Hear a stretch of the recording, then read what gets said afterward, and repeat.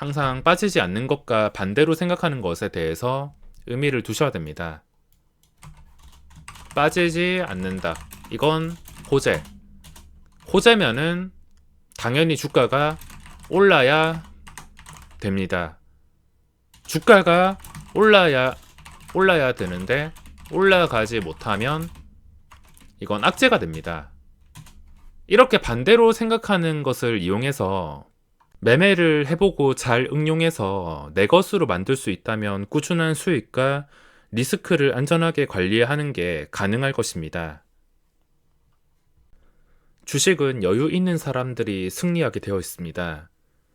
첫 번째로 좋은 종목을 저점에 잘 잡아서 일희일비하지 않는 엉덩이가 무거운 사람이거나, 두 번째는 올라가는 초기를 발견할 때까지 또는 내가 원하는 자리가 나올 때까지 쓸데없는 매매를 하지 않고 여유롭게 잘 기다릴 줄 아는 사람들이 달콤한 열매를 맛볼 수가 있습니다. 최근 쉬운 자리에서 대박난 종목들이 몇 개씩 나오고 있는데, 이런 대박주들을 골라내는 방법은 그렇게 어렵지가 않으며, 제가 2000개가 넘는 종목들을 전부 다 볼 수 없지만 부지런하신 분들은 하나하나씩 잘 체크를 하시면서 이 원리에 대해서만 알고 계신다면 좋은 종목을 좋은 자리에서 잡을 기회를 충분히 만들 수가 있습니다. 이미 장대 양봉이 막 여러 번 뜬 상태에서 무작정 고점에 들어가서 반토막날 위기에 놓인 종목들을, 폭탄 돌리기 종목들, 최근에 몇 배씩 오른 종목들을 고점에 들어가는 게 아니라 상승 초기에 잡을 수가 있다는 겁니다. 최근 펄어비스에서 대박이 났는데 그때도 말씀을 드렸지만 제 매매는 항상 반대로 생각하는 걸 중심으로 진행이 됩니다. 아주 단순하면서도 아주 강력하고 리스크 관리를 확실하게 할 수 있기 때문에 단순히 운빨이 아니라 장기간 주식시장에서 살아남고 싶다면 분명히 큰 가치가 있는 매매 방법입니다. 자, 좀 알기 쉽게 설명을 드리자면 1번, 2번, 3번, 첫 번째로 그전 고점과 가까운 상태인가, 이거를 체크하신다면 웬만한 종목들은 잘 잡아낼 수가 있을 겁니다. 좀 좋게 쉽게 움직이는 종목들은 이것만 알고 계신다면은 충분히 잡아낼 수가 있습니다. 그 전에 뭔가 높았던 고점과 거리가 가까운가, 최근에 대박이 났던 펄어베스는 그 전에 고점이 84,000원입니다. 이 84,000원에서 빠지지 않는다면 앞으로도 시세가 나올 것이며, 최근에 첫 상승이 처음에 좋은 뉴스가 뜨고 나왔을 때 그전 고점, 좀 예쁜 고점을 만들기 위해서는 액면 분할한 날, 최근 고점, 이 자리를 지켜주고 빠지지 않았다는 것은 단순히 생각해서 호재라고 할 수 있습니다.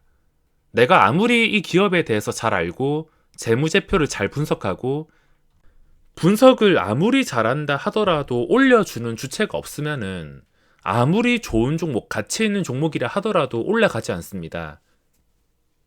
그래서 이런 단순한 방법으로 상승을 걸러내는 것이며, 카카오 게임즈도 보시다시피 최근에 고점을 보시면은 59,000원이었습니다.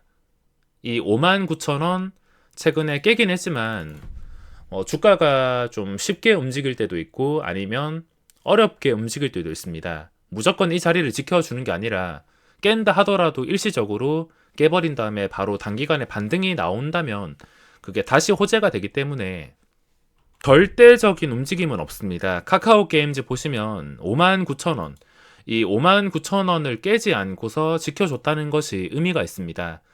저 같은 경우에는 여기서 원래 시초가 갭 띄울 때부터 보기는 했지만 여기선 UBS 때문에 막혀서 진입을 하지 못했고, 나중에 첫 번째 VI가 걸리면서 거래량이 계속해서 유지가 될 때 좀 확신을 느꼈습니다.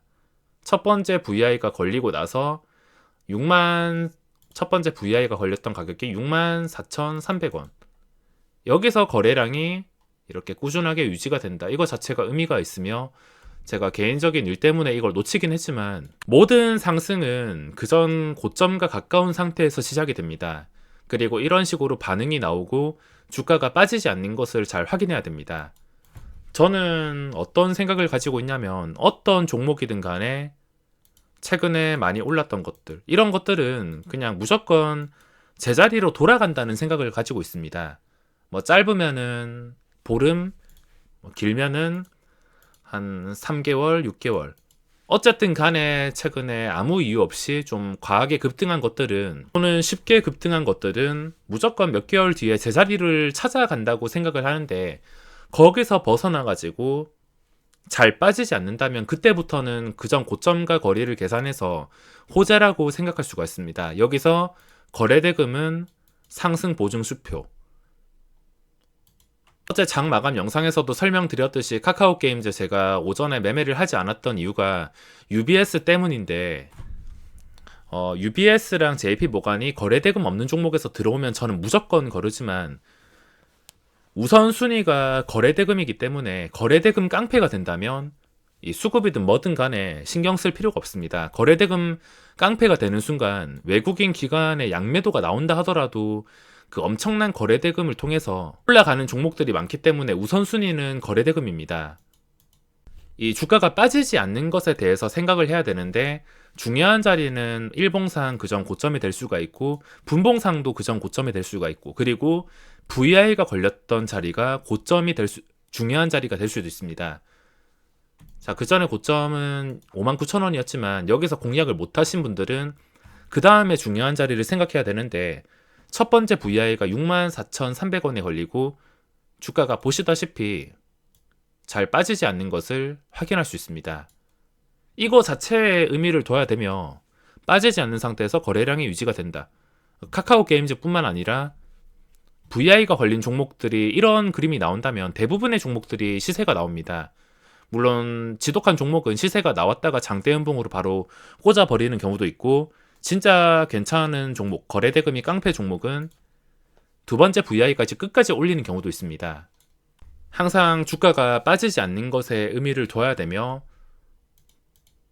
이런 종목들은 지금 시장에서 쉽게 찾아볼 수가 있는 게, 물론 100% 상승을 보장하지는 않지만 정말 간단하게 생각을 하시면, 자, 펄어비스란 종목을 한번 예로 들어보겠습니다. 이게 그 전에 고점이 84,000원이었으니까 84,000원을 기준으로 잡겠습니다. 현재 가격이 83,400원. 최근에 게임주들의 움직임이 심상치가 않는데, 뭐 신규 게임을 출시하고 펄어비스 호재, 그리고 크래프톤 상장이 얼마 남지 않아서 그런지 게임주들의 움직임이 계속해서 심상치가 않습니다. 그런 게임주들 무시하고 단순히 이 차트만 봤을 때 이게 게임주 아니라고 그냥 생각하고 편하게 봤을 때 중요한 자리는 일단은 84,000원이 됩니다. 84,000원이 되고, 지금 수직으로 급등해 버린다면 놓치시는 분들이 많겠지만, 만약에 이게 수직으로 급등하지 않고 좀 힘들게 간다면 혹시나 주가가 일시적으로 막 79,000원, 8,000원 이렇게 빠진다고 가정을 한다면, 이게 진짜 나중에 올라갈 종목이라면은 일정 수준 이상 크게 빠지지 않습니다. 만약에 여기까지 빠진다 해도 한 일주일 이내에, 뭐 길면은 몇 주가 될 수도 있겠지만 어쨌든 간에 다시 올라오게 될 수가 있습니다. 이게 올라갈 수 있는 종목이면 어쨌든 간에 이 중요한 자리에서 빠지지 않는다는 뜻이며, 만약에 이게 84,000원 깨고 내려갔다가 다시 84,000원을 회복해주는 그런 그림이라면 그때는 아주 강력한 매수 타이밍이 될 수가 있습니다. 제가 말해주고 싶은 게 많은데 좀 이해가 어려우실 수 있지만, 바로 급등한다면 뭐 급등하는 구간에서 거래대금이 깡패라면 다 발라먹지 못하겠지만 발라먹을 자리가 나올 수 있고, 만약에 바로 급등하지 못하고 내려앉는다면, 이걸 깨버린다면, 이런 자리는 일시적인 방어율이 꽤나 뛰어난 자리이기 때문에 쉽게 깨지지 않고 몇 번씩은 지켜줄 수가 있으며, 깨진다 하더라도 눌림을 공략하거나 좀 확실하게 진입을 하고 싶으신 분들은 뭐 주가가 여기까지 심하게 내려간다 하더라도 나중에 시간이 뭐 보름, 한 달, 얼마가 지나는 간에 다시 올라온다면 그때가 강력한 매수 타이밍이 된다는 겁니다. 주가가 빠지지 않고서 다시 회복해 주었기 때문에 어떤 상황이든 간에 빠지지 않는다는 것을 의미를 둬야 됩니다. 자, 그러면 여기서 또 반대로 생각을 하셔야 되는데, 빠지지 않았으면은 주가는 올라가 줘야지 정상입니다. 올라가야지 정상이 되는데 올라가지 못하고 계속해서 뭔가에 틀어막힌다. 계속해서 윗꼬리가 긴 캔들이 나오고 좀 망치형 음봉이 나오는 것 같다. 그러면 그때 눈치를 잘 채셔야 됩니다. 이 눈치를 잘 채는 거에 따라서 내가 리스크를 잘 관리할 수가 있는데, 그냥 무작정 버티게 된다면 아무리 이거 버티고선 올라갈 분위기가 만들어졌다 하더라도 윗꼬리가 달리면서, 요즘 패턴 지독한 종목들 많은 거 아시다시피 주가가 뭐 여기까지 올라간다 하더라도 정말 지독한 종목은 끝까지 내려서 이런 식으로 한 방에 차트를 파괴할 수가 있다는 것을 알고 계셔야 됩니다. 그러니까 가야 할 자리에서는 무조건 가는 게 맞으며, 몇 번씩 실패하거나 뭔가 이상하게 틀어막는 것을 느낀다면 분할 매도를 하거나 리스크 관리를 하는 게 맞습니다. 그렇게 쉽게 가지 않을 경우에는 애초에 내 것이 아니다, 내 것이 되기가 힘들다라 생각을 하시고 다음에 찾아올 기회를 노리고, 만약에 쉽게 준다면 그 쉽게 주는 것을 그대로 먹으면 됩니다.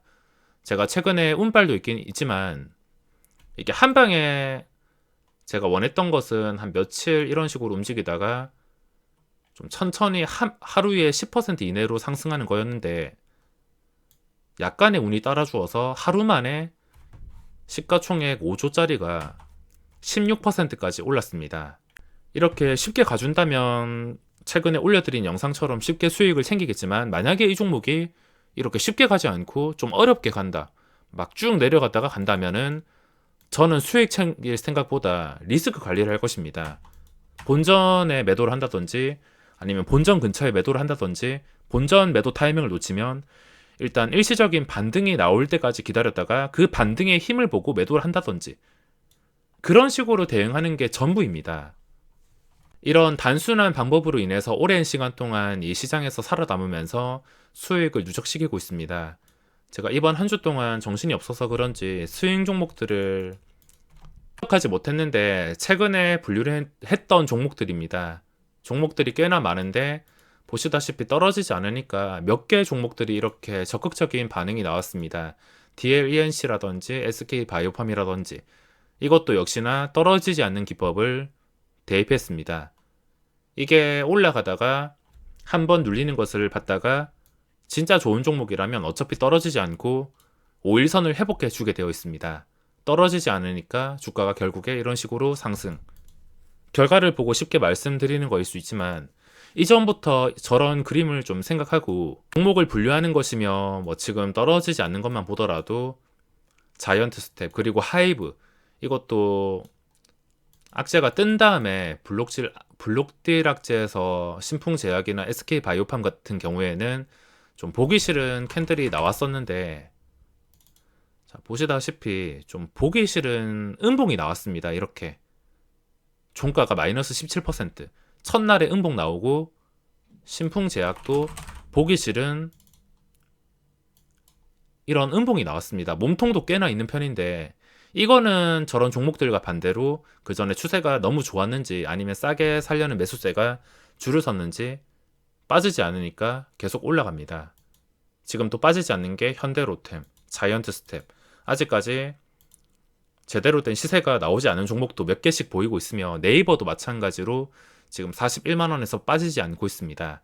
이건 카카오 때문에 변수가 있긴 있지만, 지금 둘러만 보더라도 이렇게 빠지지 않는 종목들을 쉽게 발견할 수 있습니다. 이런 종목들을 전부 다 사서 한 번, 두 번 정도 버텼다가 반등에 힘이 없다면은 손절을 하던가, 아니면 올라간다면은 끝까지 버티던가, 매매할 수 있는 방법은 정말 다양합니다. 항상 빠지지 않는 것과 반대로 생각하는 것에 대해서 의미를 두셔야 됩니다. 빠지지 않는다, 이건 호재. 호재면은 당연히 주가가 올라야 됩니다. 주가가 올라야 되는데 올라가지 못하면 이건 악재가 됩니다. 이렇게 반대로 생각하는 것을 이용해서 매매를 해보고 잘 응용해서 내 것으로 만들 수 있다면 꾸준한 수익과 리스크를 안전하게 관리하는 게 가능할 것입니다.